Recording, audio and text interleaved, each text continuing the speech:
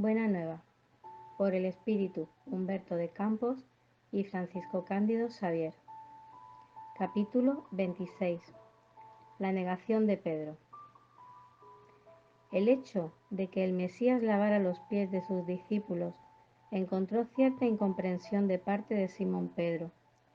El viejo pescador no estaba de acuerdo con semejante acto de extrema sumisión, y llegado su turno, objetó resuelto: «Nunca me lavaréis los pies, maestro.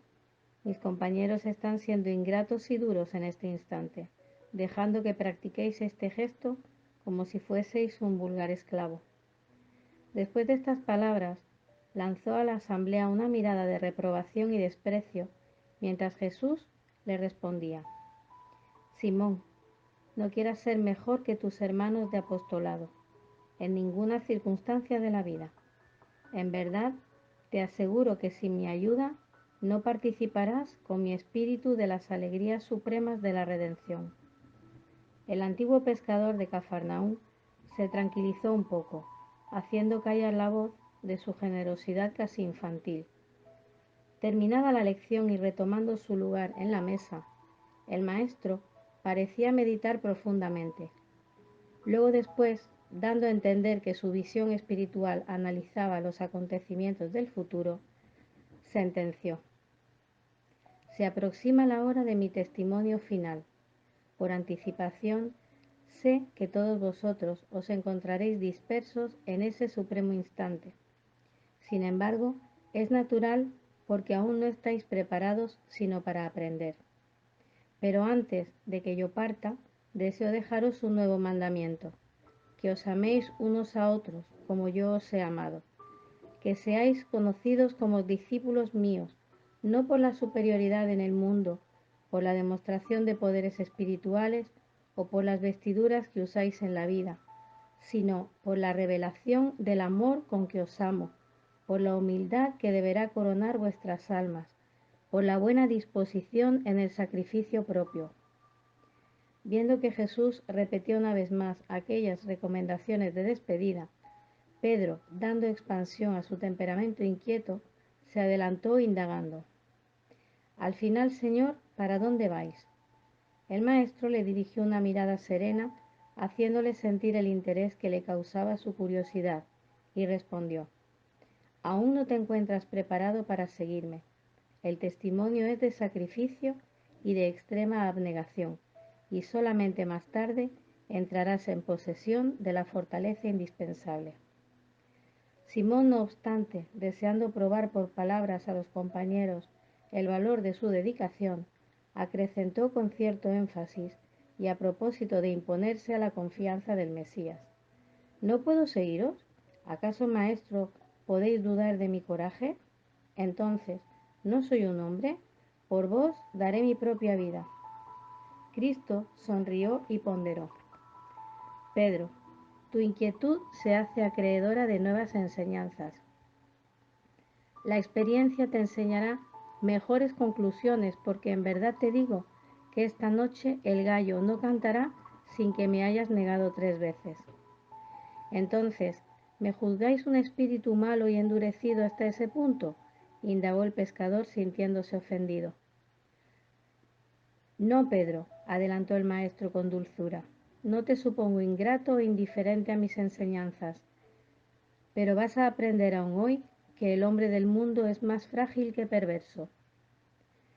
Pedro no quiso creer en las afirmaciones del Mesías, y así que se verificó su prisión, con la suposición de demostrar su intrepidez y buena disposición para la defensa del Evangelio del Reino, atacó con la espada a uno de los siervos del sumo sacerdote de Jerusalén, compeliendo al maestro a más severas observaciones.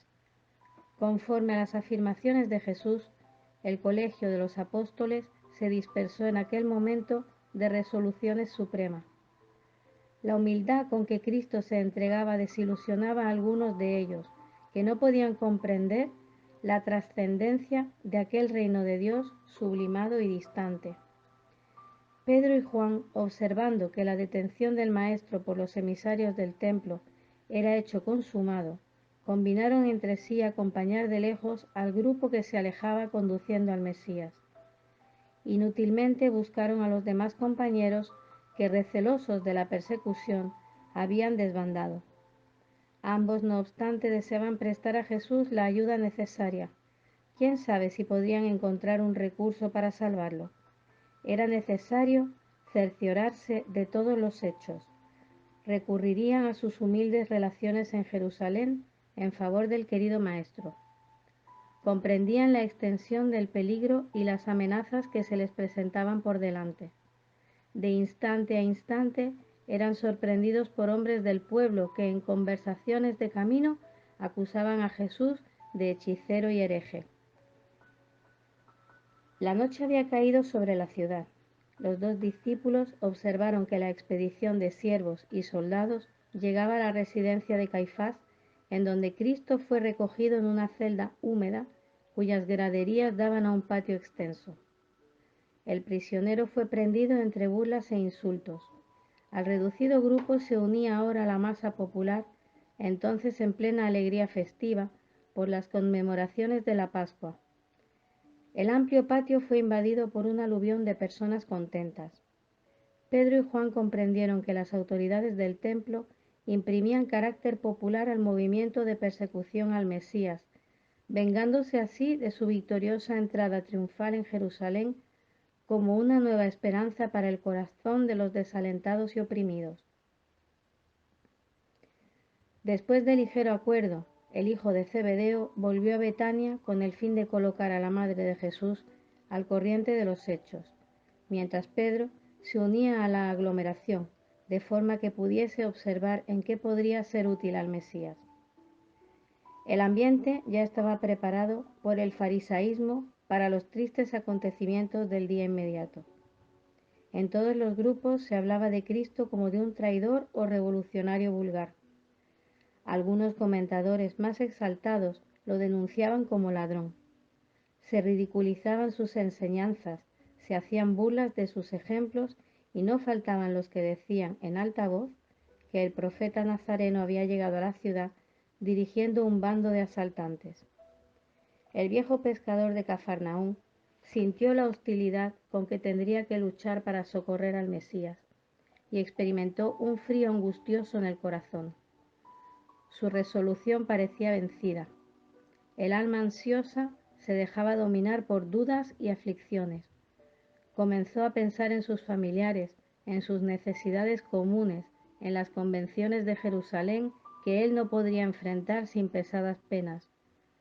Con el cerebro hirviendo en expectativas y cogitaciones de defensa propia, penetró en el extremo patio, donde la multitud era densa. Poco después, una de las siervas de la casa se aproximó a él y exclamó sorprendida: ¿No eres tú uno de los compañeros de este hombre?, mostrando la celda en que Jesús se hallaba encarcelado. El pescador reflexionó un momento y, reconociendo que el instante era decisivo, respondió disimulando la propia emoción: Estás engañada, no lo soy. El apóstol ponderó aquella primera negación y consideró que semejante procedimiento a sus ojos era el más razonable, ya que debía emplear todas las posibilidades a su alcance en favor de Jesús.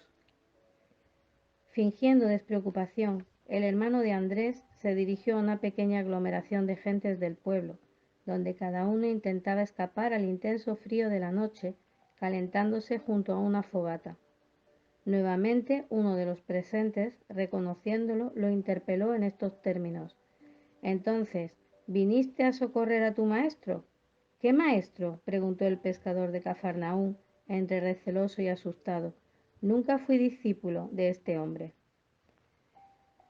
Dada esa explicación, todo el grupo se sintió a voluntad para comentar la situación del prisionero. Largas horas pasaron para Simón Pedro, cuyo corazón estaba en duelo con su propia conciencia, en aquellos instantes penosos en que fue llamado al testimonio. La noche ya iba adelantada cuando algunos servidores vinieron a servir tazas de vino. Uno de ellos, encarando al discípulo con cierto espanto, exclamó súbitamente: «Es el mismo discípulo que nos atacó con la espada entre los árboles del huerto».